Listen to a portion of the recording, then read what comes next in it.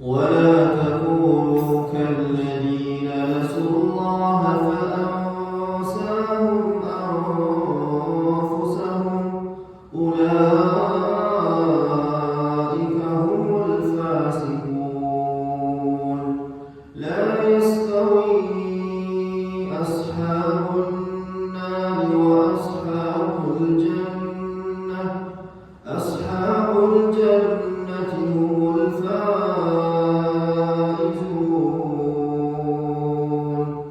لو أنزلنا هذا القرآن على جبل لرأيته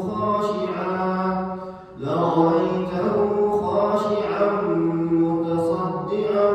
من خشية الله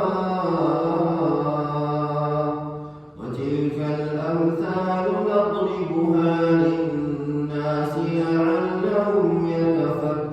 يتفكرون هو الله الذي لا إله إلا هو عالم الغيب والشهادة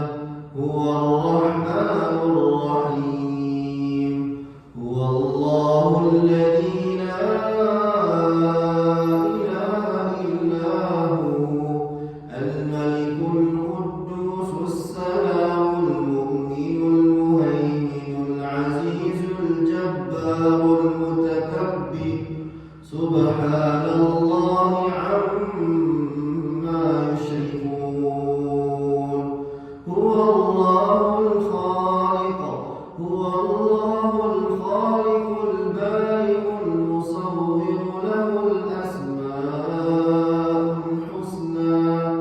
يسبح له ما في السماوات والأرض وهو العزيز الحكيم الله أكبر